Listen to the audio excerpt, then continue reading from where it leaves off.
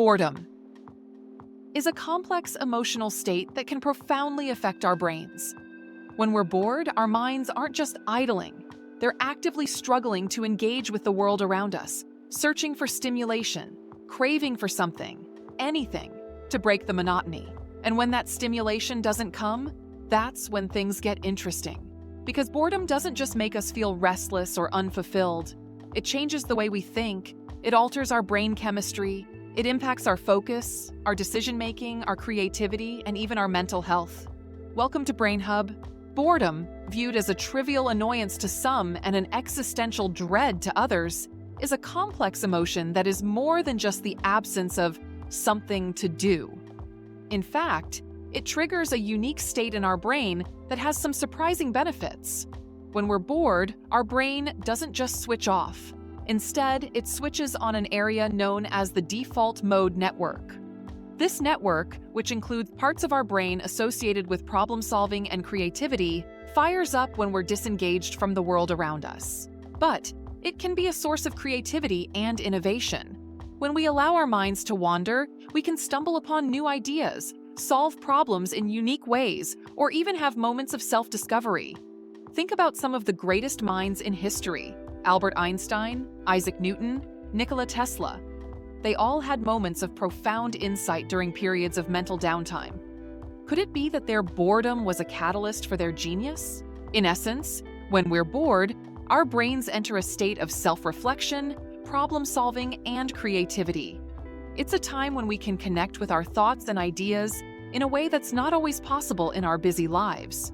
So, boredom might not be an enemy, but a friend in disguise, pushing us towards innovation and creativity. But like a coin with two sides, boredom has its dark side too. Often, we view boredom as a harmless state, a mere inconvenience that we can quickly shake off with a little distraction. But beneath this seemingly benign surface, there's a more sinister side to boredom that often goes unnoticed. Chronic boredom. This isn't about those occasional Sunday afternoons when you can't figure out what to do. This is about a pervasive, gnawing feeling of emptiness and dissatisfaction that seems to seep into every moment of your existence. Research is beginning to unravel the complex web of connections between chronic boredom and mental health issues.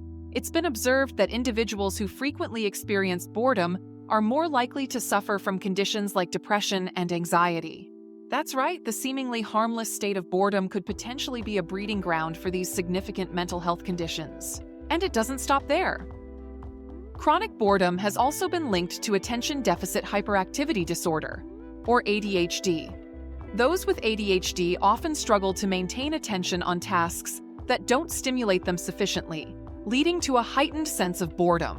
This cycle of boredom and inattention can exacerbate the symptoms of ADHD, creating a vicious cycle that's hard to break.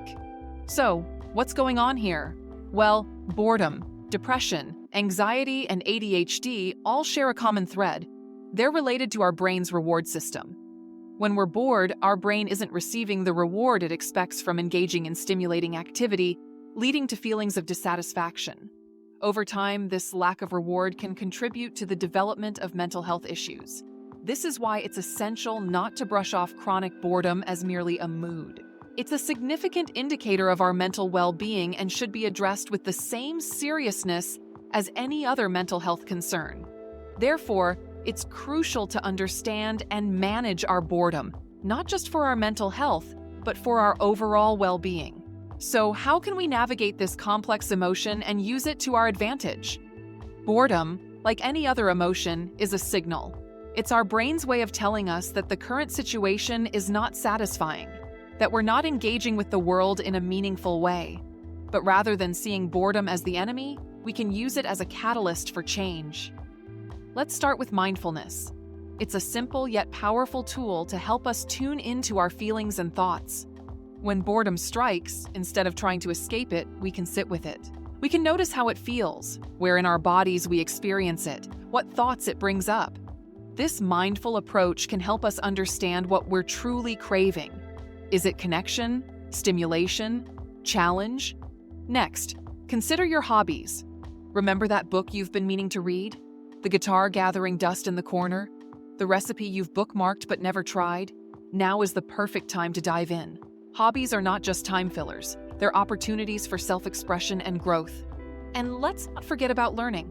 Boredom often arises from a lack of novelty or challenge. Learning something new, whether it's a language, a software, or a dance move, can provide both.